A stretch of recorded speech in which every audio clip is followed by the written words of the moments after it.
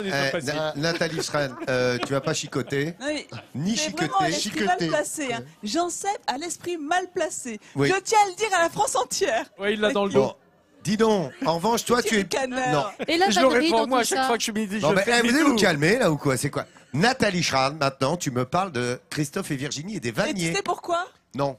Parce que la vannerie en France, elle est juste exceptionnelle. On le voit avec Christophe et Virginie juste derrière moi. Et donc, pour la petite histoire, vous savez quoi? Christophe a été l'élève de Virginie avant de devenir son mari. Eh ouais, vous allez tout savoir sur Christophe et Virginie dans un instant, parce que moi je vous propose d'aller à Montgivray, qui est situé à une trentaine de kilomètres de Châteauroux, dans leur atelier, là, tout de suite chez eux. Allez, on y va. Dans le sud de l'Indre, à Montgivray, nous avons rencontré un couple d'artisans passionnés et très attachants. Virginie et Christophe sont vanniers. Ils travaillent l'osier en apportant leur touche personnelle à cette tradition ancestrale. Panier, sac à main ou encore plateau, notre couple d'artisans propose des vanneries alliant l'utile à l'esthétique. Et la particularité de nos vanniers proches de la nature, c'est qu'ils possèdent leur propre champ d'osier, ici à Pouligny-Notre-Dame. Ces longues tiges mordorées, ce sont bien des plants d'osier. Récolter eux-mêmes leur osier est primordial pour Virginie et Christophe. C'est une étape hyper importante pour nous parce que c'est là où on voit la qualité de l'osier qu'on va avoir à travailler l'année prochaine. Et c'est aussi pour ça qu'on est osiericulteur, parce qu'on on veut gérer la qualité de notre matière première. Tout faire de A à Z, c'est le leitmotiv de Christophe. Ici poussent une douzaine de variétés d'osier, chacune ayant son utilité. Et c'est ça qui fait la force de leur vannerie. Et ce qui est intéressant pour nous, c'est d'avoir aussi bien du très fin, qui va servir à faire des petites crocanes ou des très petits paniers, des sacs à main, et puis de l'osier très fort pour faire des tressages extérieurs, des gros paniers et des paniers à bois, des structures plus importantes.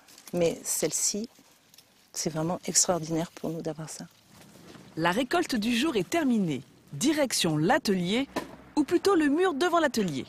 Là, je suis en train de faire le tri de l'osier par taille, puisque dans l'oserie, on peut avoir des brins qui vont de 40 cm à 3 mètres, quelquefois selon les variétés jusqu'à 4 mètres, 4 mètres 50.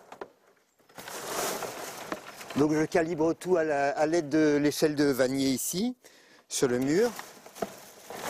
On dit qu'on manipule 14 fois chaque brin d'osier entre la récolte, le tri, avant de faire le panier. Ces brins d'osier continuent leur parcours. Une fois coupés, ils sont maintenant séchés dans ce grenier, et ce durant 6 mois. Cette étape est nécessaire pour que l'osier conserve bien sa couleur. Il sera ensuite trempé dans l'eau, un processus primordial avant toute manipulation. Ça peut tremper entre... Là, sur un brin qui a trempé, je peux le prendre et le tordre sans le casser. Un brin sec, si je prends celui-ci qui est sec, si je le plie, il casse. En résumé, le séchage permet à l'osier de conserver ses qualités esthétiques et le trempage lui permet d'être manipulé. Les brins d'osier sont fin prêts. Les choses sérieuses peuvent commencer. Christophe a décidé de fabriquer un panier inspiré du panier à safran, comme sur ce modèle, c'est-à-dire que son extrémité est légèrement resserrée. Et tout commence avec la fabrication du fond du panier. 3 bâtons sont traversés par 4 autres. Puis les brins sont tournés autour de cette croix pour bien l'attacher. Il faut être concentré quand on est vannier. Et c'est un moment important parce qu'en fait, le fond, la qualité du fond décide déjà de la qualité du travail, de l'écartement entre les montants et de la régularité du travail.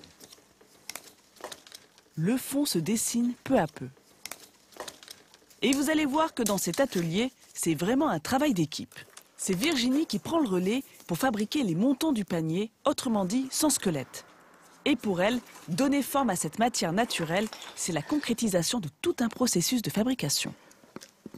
Ce que j'aime quand je fais cette activité-là, c'est la boucle complète. Partir de la terre, de ce qu'on a cultivé, de ce qu'on a produit, et puis arriver à un produit fini où on a mis de la technique, du savoir-faire, de la tradition, de la transmission. Et comme dans un ballet, c'est Christophe qui prend maintenant la relève. Il s'attaque à la clôture, soit le tour du panier. Il réalise un tressage en crocane. Ce point donne du relief au panier. Les mains expertes et agiles de Christophe avancent très vite.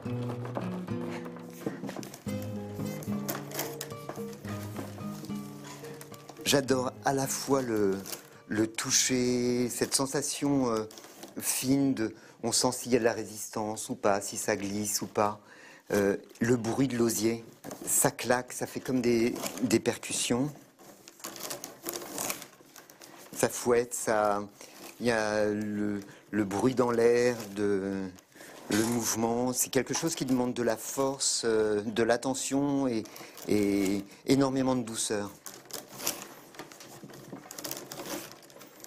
En fait, la vannerie, c'est extrêmement sensuel. Christophe tasse maintenant la matière avec une batte. Après avoir terminé le haut du panier avec un tressage en torche, vient l'ultime étape, la pose de l'anse. Un moment plutôt musclé. Notre vannier doit complètement enrouler sur eux-mêmes les brins d'osier.